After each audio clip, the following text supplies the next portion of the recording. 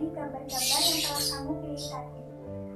Dan di dalamnya terdapat tokoh-tokoh cerita yang saling bercakap-cakap antara satu dengan yang lainnya.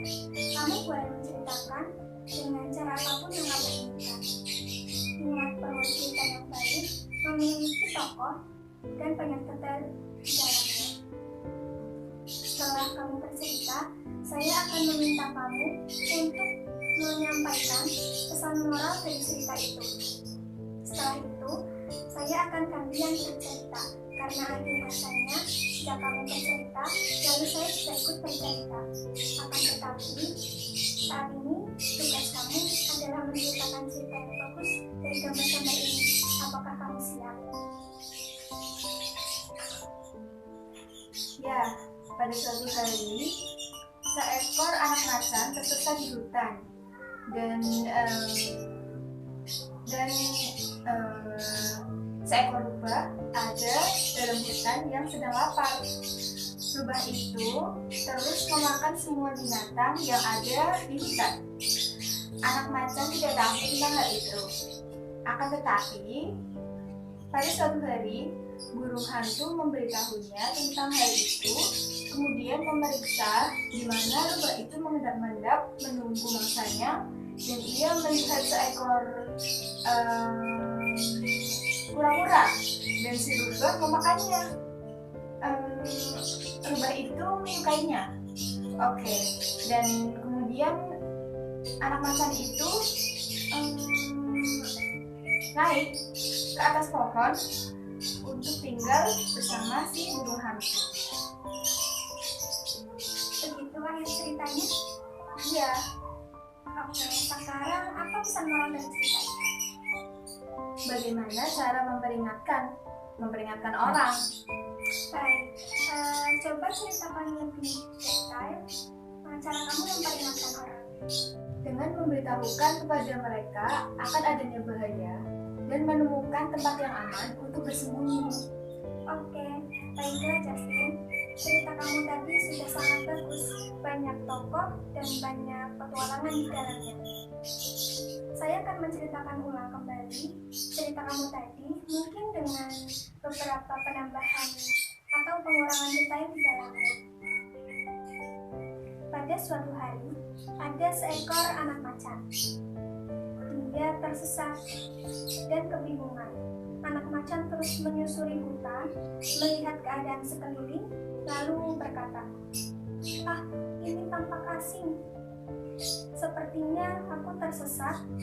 Aku juga tidak tahu ibu dan ayahku di mana." Lalu sang anak macan ini pun lanjut menyusuri hutan, sampai pada akhirnya bertemu dengan seekor simpanse.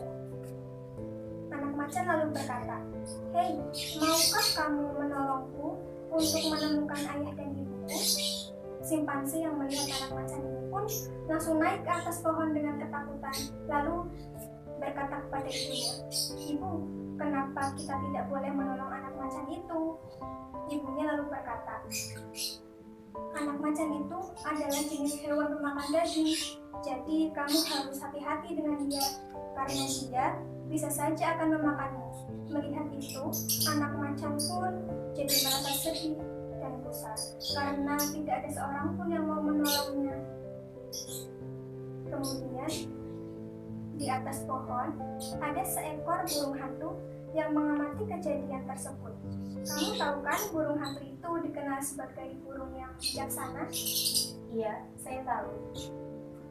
Burung hantu mengamati keadaan dari atas pohon, mengamati apa yang terjadi, dan melihat banyak hal yang mungkin tidak dapat dilihat oleh banyak orang. Itulah sebabnya kenapa burung hantu dikatakan sebagai binatang yang bijaksana. Burung hantu bijaksana yang berjiwa besar ini sedang mengamati keadaan, kemudian berpikir untuk menolong anak macan ini. Kemudian burung hantu pun berkata, "Hei, apa yang terjadi anak macan kecil?" Anak macan kecil pun berkata, "Aku tersesat, aku tidak bisa menemukan orang tuaku. Apa yang harus aku lakukan?" Burung hantu pun bilang, "Hei, mungkin aku bisa menolongmu." Burung hantu kemudian berpikir sambil terheran-heran. Rupa-rupanya anak macan ini juga mempunyai sopan santun yang baik ya. Burung hantu yang terkenal dengan pendengaran dan penglihatan yang luar biasa bagusnya melihat seekor rubah dari kejauhan yang mendekati anak macan itu yang tampak kelaparan. Jadi burung hantu pun berkata kepada macan, "Ayo kita naik ke atas pohon di sana. Ada rubah mendekat dan kamu tidak boleh berada di sini ketika dia datang karena dia akan memakan bayi macan sepertimu." Anak macan pun memanjat pohon. Lalu burung hantu berkata, "Ya ampun, lihat itu." Maka anak macan pun melihat rubah yang sedang menetap kura-kura di bawah. Kamu tahu kan apa yang saya maksudkan? Ya, dia akan memakannya. Ya, betul sekali. Rubah akan mencoba memakan kura-kura. Lalu, apa yang dilakukan kura-kura untuk menghindari si rubah? Bersembunyi di dalam cangkangnya. Iya, betul sekali. Kura-kura bersembunyi ke dalam cangkangnya untuk menghindari si rubah. Ada alasan kenapa kura-kura bersembunyi di dalam cangkangnya. Itu karena di dalam sana, kura-kura dapat berpikir bagaimana cara untuk menghindari si rubah. Kura-kura itu hanya bersembunyi di dalam cangkangnya dan menunggu sampai rubah itu menyerah untuk mendapatkan dagingnya. Setelah kurang lebih 15 menit kemudian, si rubah pun akhirnya menyerah. Dan dia berkata, "Ini benar-benar konyol, buang-buang energi saja. Aku tidak bisa makan kura-kura ini. Aku akan pergi mencari makanan yang lebih mudah untuk aku dapatkan." Mungkin seperti bayi macan yang lembut dagingnya. Lalu si rubah pun pergi meninggalkan kura-kura dan melanjutkan perjalanannya. Burung hantu dan anak macan tetap mengamati kura-kura sampai akhirnya kura-kura menyembulkan kepalanya keluar dan melihat sekeliling apakah rubah itu masih ada di sana. Setelah merasa bahwa keadaan sudah aman, kura-kura pun lalu pergi untuk melanjutkan perjalanannya. Lalu anak macan berkata, "Wow, kura-kura itu tadi dia hebat.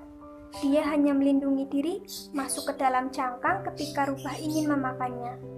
Lalu burung hantu pun berkata, "Ya begitulah jika kamu membawa rumah kemana-mana. Ketika ada bahaya, kamu bisa masuk ke dalamnya dan tinggal menunggu waktu yang lebih aman untuk keluar." Lalu anak macan pun berkata, "Hei, bukankah itu sama seperti yang kita lakukan sekarang?"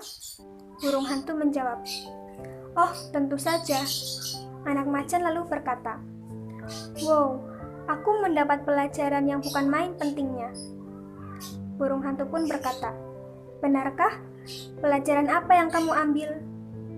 Anak macan menjawab, "Aku belajar bahwa hal pertama yang dilakukan ketika merasa terancam adalah menemukan tempat yang aman dan memikirkan apa yang seharusnya akan kamu lakukan.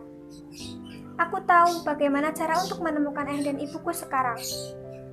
Burung hantu pun bertanya, "Oh ya, bagaimana caranya?" Anak macan menjawab, "Kamu memiliki penglihatan dan pendengaran yang sangat bagus. Maukah kamu terbang di atas hutan ini dan mencari tahu apakah terdapat ayah dan ibuku di sekitar sini?" Burung hantu pun berkata, "Karena kamu sudah sangat baik kepadaku dan sudah mau menjadi teman baikku hari ini, maka ya, aku akan melakukannya."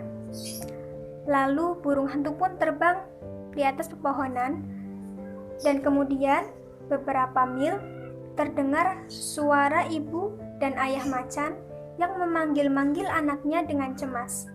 Burung hantu pun turun ke ranting pohon dan berkata, "Hei ibu macan, aku tahu di mana anakmu berada.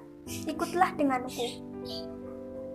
Ayah dan ibu macan pun mengikuti burung hantu sampai akhirnya mereka bertemu dengan anaknya yang sedang duduk di atas cabang pohon. Melihat kedua orang tuanya telah kembali, Anak macan pun segera menuruni pohon dengan girang dan menghampiri ayah dan ibunya. Ya, Anak macan kecil itu pun lalu menghadap ke atas dan berkata, "Terima kasih burung hantu, kamu telah mau mencarikan kedua orang tuaku." Lalu burung hantu pun berkata, "Tidak masalah anak macan yang baik." Kemudian ibu dan ayah macan pun mengucapkan terima kasih kepada burung hantu dan berkata, "Jika ada yang bisa kami lakukan untuk membantumu, katakan saja burung hantu, kami akan selalu siap membantumu." Tamat. wow, itu jauh lebih baik daripada cerita saya tadi. Kadang cerita yang lebih panjang lebih menghibur. Jadi ada banyak pelajaran yang didapat di dalamnya, seperti anak macan tadi yang belajar bahwa ketika sedang ada ancaman, hal yang harus kamu lakukan adalah menemukan tempat berlindung yang aman. Namun selain itu, ada lagi kan pelajaran yang dapat diambil di dalamnya? Apakah kamu tahu?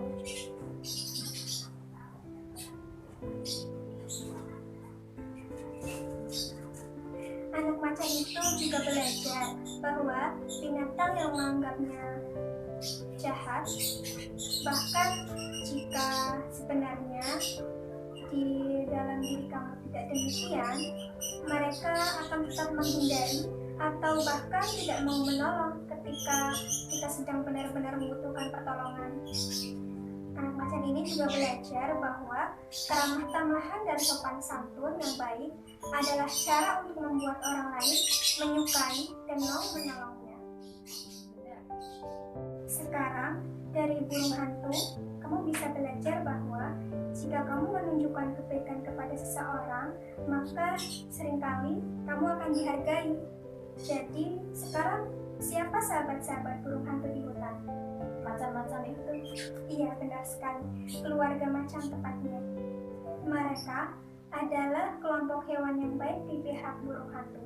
Karena kalau siapapun ingin mencoba melukai burung hantu, yang burung hantu lakukan adalah mencoba menghubungi keluarga macan dan teman-temannya. Jadi, dari anak macan dan burung hantu, kita juga bisa memetik beberapa pelajaran tentang bagaimana cara berteman baik, kan? Cerita yang hebat. Saya suka macan. Bagus.